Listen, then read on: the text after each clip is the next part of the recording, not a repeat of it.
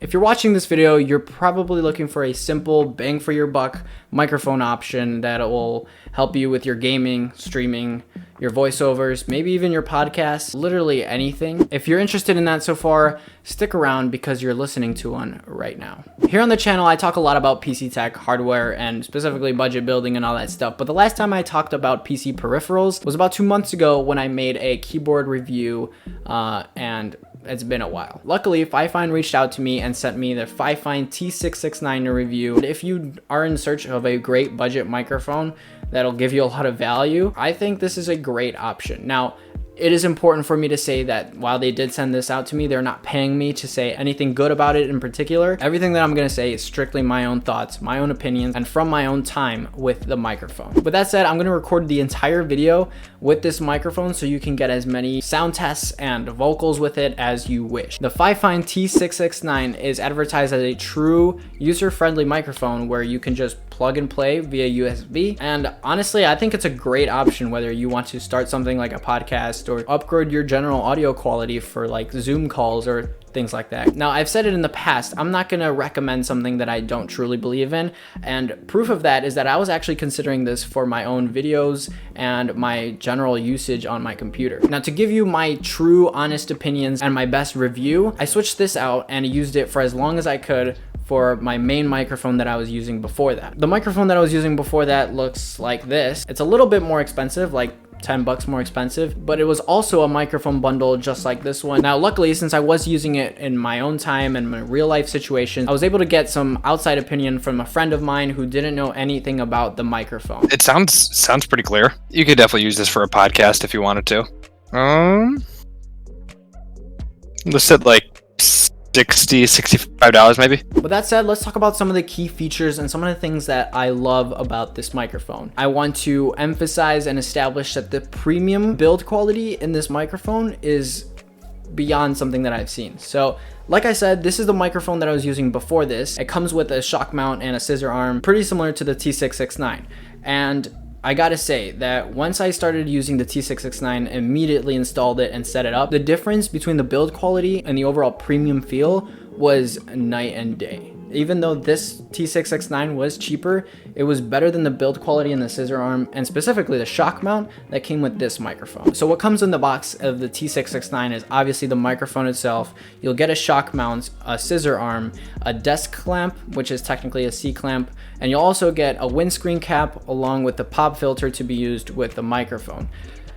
Oh, and I forgot to mention, you're also getting a separate tripod in case you don't want to use a scissor arm at all. And obviously you'll be able to mount your microphone to that tripod. I will say the tripod is actually a game changer when I started using it, because from my personal experience, when I use a scissor arm, sometimes when I'm in video games where I don't want it to be in my peripheral vision, or I don't want it to be too intrusive and it feels a little extra to have the scissor arm when I'm playing video games, I could just simply prop it up on the tripod. It'll be fine, like literally closer to my face or maybe farther away, closer to my monitor if I really care. While this is an extra pretty small tripod, it is not flimsy or cheap whatsoever. You'll notice a cheap tripod when you start putting the microphone and it'll feel like flimsy and maybe it won't hold it in a correct position, but it's literally the exact opposite. Whether I want to keep the microphone upward or move it a little bit more down, it will hold it in that position and it'll keep it there, and it will feel very secure to have your microphone there. And that's what I love about this.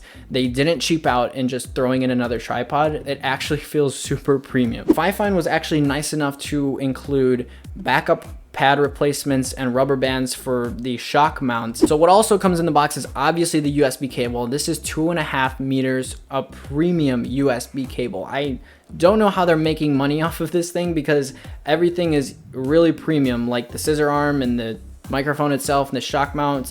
It's either very good plastic or all steel. I also said this is a true user-friendly microphone because this is obviously USB, meaning it's plug and play. So you don't have to set up anything like that you'd have to deal with XLRs or something like that. You literally just plug it in and start using it. And the reason that's such a good selling point is this because most people don't want to deal with that. Like me, I kind of just want to plug the microphone and use it. And for it being a condenser cardioid pattern microphone, it's going to give you that great audio quality, picking up everything that's in front of it and doing a good job at shutting out background noise. Another thing that comes in the box that I want to talk about is the pop filter. Now, The outer edges of the pop filter are made a bit of plastic, but it's actually a double layer pop filter, so the functionality is there. Now, if I haven't stressed this enough, the build quality is so good compared to what I was using previously.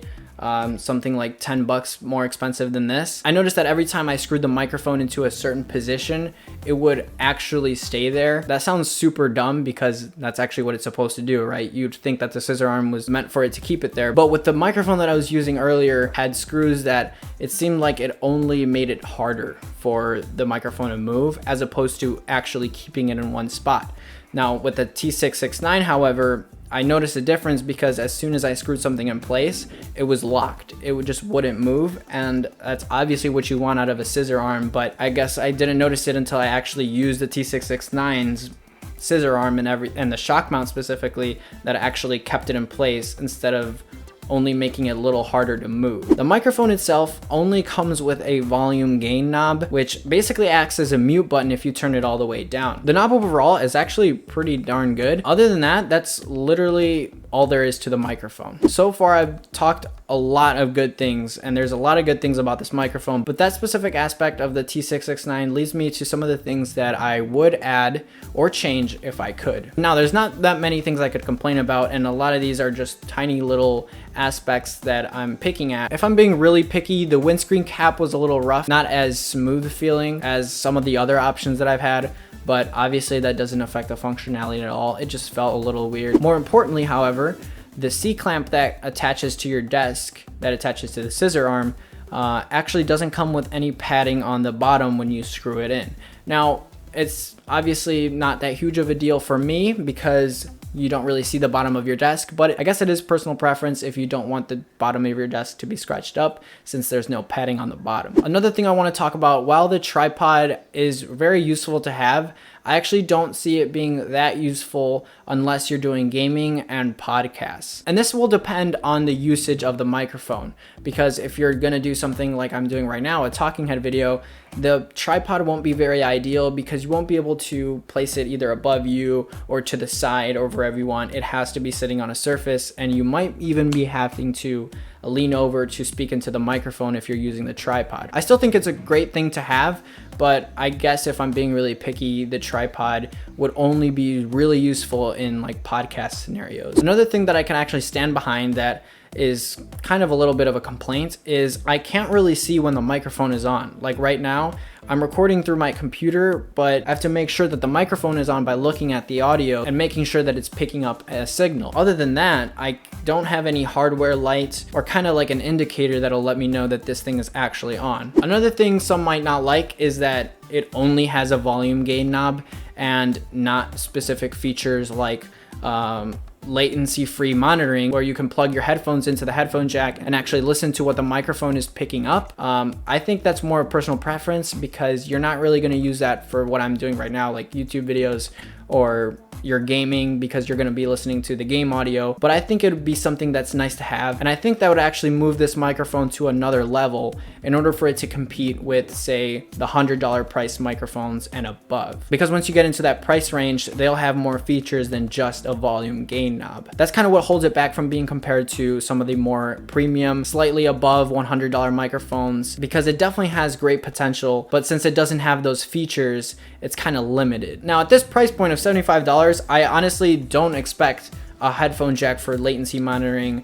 or anything like that. And like I said, you can mute this by turning your volume gain all the way down. The only thing that I haven't tested it yet is in the background noise, and if you're gaming or something like that, how well it picks up your keyboard and mouse clicks. Okay, so since I know some of you might be curious as to how this microphone actually does in that sound test, I'm going to test this microphone with its plosives, and then I'm going to test how it does in terms of the shock mount and scissor arm when I bang on the desk and I actually pretend like I'm playing video games with the keyboard. Peter Piper picked a peck of pickled peppers. This is what the microphone picks up when I pretend like I'm playing video games.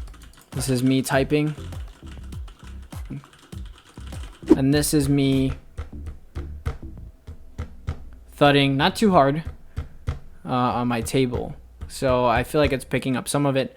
Let me know how that does. All right, so to wrap this up, Should I spend my hard-earned money on this microphone? Is it worth it? For 75 bucks, you aren't getting a better deal than this. Fifine makes products that are supposed to compete with a lot more premium competitors like the Blue Yeti for a much lower price. And if that doesn't scream bang for your buck, or it isn't the definition of like great value, I don't know what's wrong with you. It has everything you'd want for the audience that just wants to plug this in and play for your gaming, streaming, podcast, voiceovers, maybe even studio use, because it has great audio quality, as you can tell right now. Would I recommend this? Definitely. Consider it in your next purchase. I'll leave the link in the description down below. Thank you all so much for watching. If you have any comments, questions, or suggestions on this video or for the next, definitely make sure to let me know in that comment section down below. And you can always follow me on Twitter. I will be more than happy to help out if you have any questions out there. Thank you all so much for your support. As always, I will see you all in the next video. Peace.